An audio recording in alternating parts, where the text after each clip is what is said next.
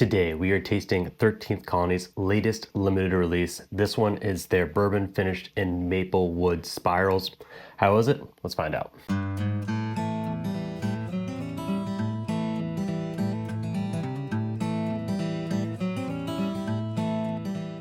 Welcome back to the Bourbon Retriever, and today we are tasting whiskey from one of my latest favorite brands, and it is 13th Colony. Specifically, this is their 2025 limited release. It is their bourbon finished in maple spirals. So for those of you who aren't familiar with what finished spiral it is, basically, to take you back, typically when you think of finishing, you take whiskey out of its first barrel, put it in another barrel, whether it be an old wine barrel, rum barrel, whatever it be, and that is one way to finish it. But a more cost-effective way is you leave the whiskey in the original barrel, but you add staves to that barrel, and that is what this is. They're adding a maple spiral to the whiskey. So 13th Colony was kind enough to send me this bottle to sample today, and along with the bottle, they sent me a nice little letter here. They really are just an all-around original family-run business. A lot of the other bigger distilleries like to claim that they're family-run, but they really do feel like corporations. Whereas when I went to visit this distillery, they don't really have that many employees. It is really a nice knit community, and this is just a nice little touch. So the past 13th Colony has gotten some negative pushback because some people feel the label isn't giving as much information as they would like, and they definitely heard those concerns and they have updated it with this label.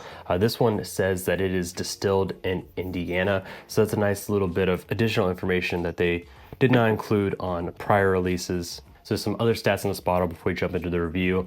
It is a 5 to 6 year old blend. I have it here, the mash bill. It is 70% corn, 21% rye, and 9% malted barley. This is gonna be distributed, I think it's in roughly 12 states. We're gonna see if my acronym name is on point here. I'll put it up here in the corners for you guys to see. But I believe that's Arkansas, Arizona, Colorado, Connecticut, Florida, Georgia, Kentucky, Missouri, Oklahoma, South Carolina, Tennessee, and Texas. Check my math there. Actually, there is no math, it's letters, but you know what I mean. So a little bit of a qualifier you need to know about myself before we jump into the review is that I traditionally am not a big finished whiskey fan. It takes a lot for me to enjoy whiskey just because I feel oftentimes it's over-finished. They're trying to hide bad whiskey, so they just over-flavor it, and it just takes away from the quintessential bourbon notes that I like.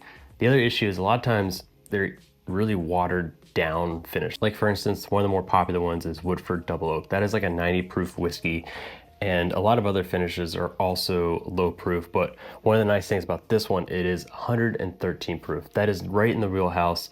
It's gonna give you a nice flavor bomb without being too ethanol-y, and also just packing that flavor, it's not gonna be watery. But the only way to really know is to jump in and taste it. So let's go ahead and open this sucker and give it a taste.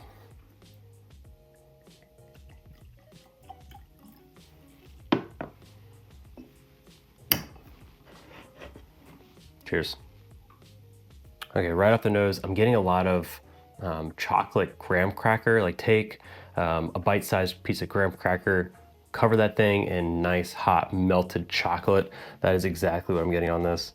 And then a little bit of maple wood in there. Also, obviously, it is finished in maple wood spirals. So one thing I'm not getting this time that I got on the fresh crack of the bottle is a little bit of smokiness.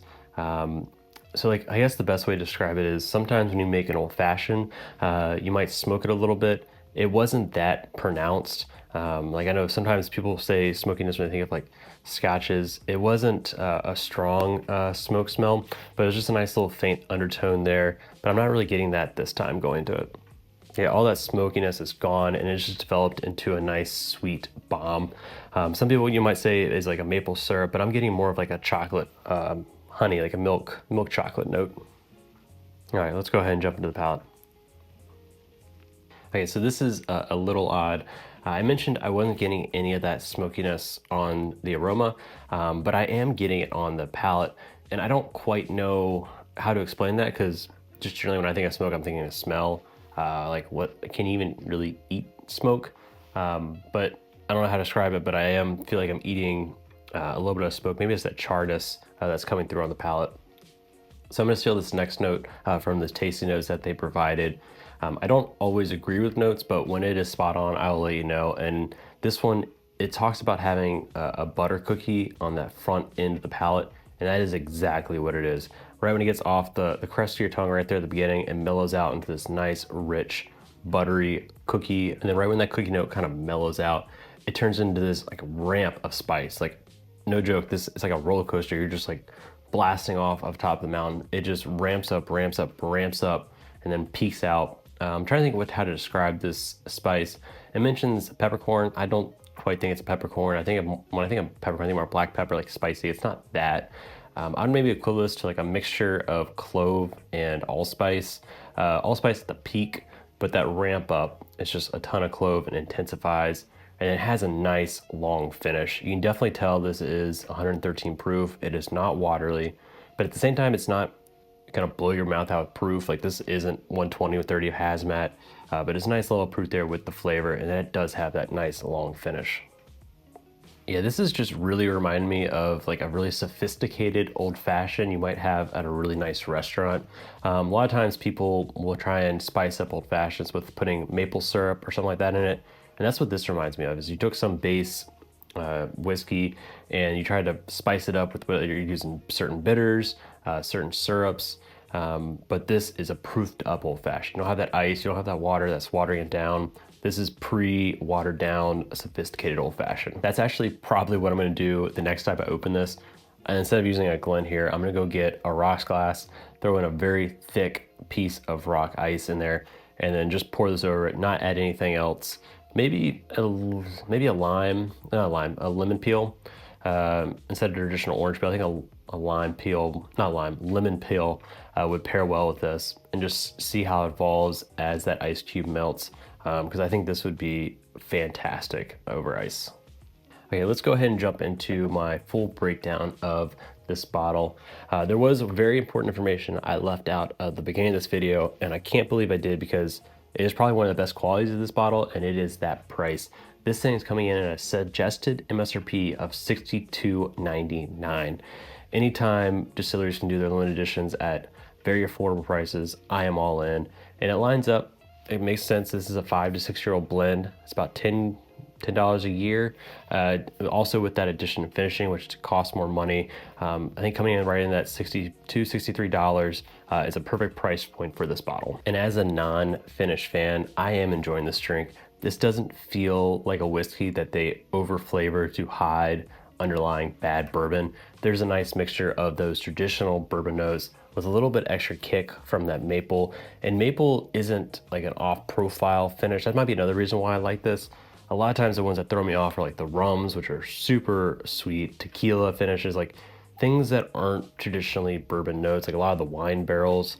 Those just throw me off because I just get out of that bourbon mindset that I'm expecting from a bourbon, and you often get maple notes on traditional bourbon drinks.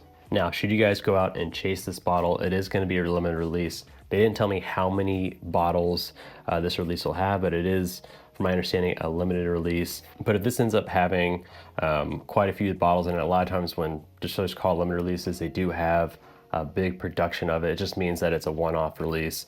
If this is widely produced and on shelves pretty available, I think this is a good bottle to get, because it's not going to require a lot of chasing. Like, if this is a super limited release, like their 15th anniversary or the Double Oaks, where you're going to have to either be camping out or be trading it versus other allocated bottles, I think that is going to be a harder decision. I am really enjoying this pour. I think it is a great pour. I don't think it's going to be like top 10 of the year, but at the same time, I don't think this is supposed to be like a top 10 of the year whiskey. It's a 5 to 6 year old juice that's finished in maple. It's a nice, great drinking experience for that. Like, if I could get this bottle on any shelf, I think this would be one of the perfect pours to give to someone who's getting into whiskey, because it has a lot of those bourbon notes. It's a little bit of sweetness with that maple in there. It makes it a little more appealing, and they can just straight throw this over a rocks glass, and it'll be something that they might be used to drinking at a restaurant. But even for bourbon enthusiasts like myself, I am a big fan of this bottle, because I personally also like to have old fashions every now and then, and this is going to be my go-to old fashioned bottle going forward. And coming in at that $63, you just can't be mad at that. That is a very reasonable price for the product that's in this glass. I think this drink's over that $63 price tag. I think they priced it at Great price for this, and I think you have to give them respect for that. So that's my review of the 13th Colony's 113 proof maple spiral wood finished whiskey. But if you're doing this kind for you out, hit the subscribe button, check the video to see what's next, and until next time, cheers.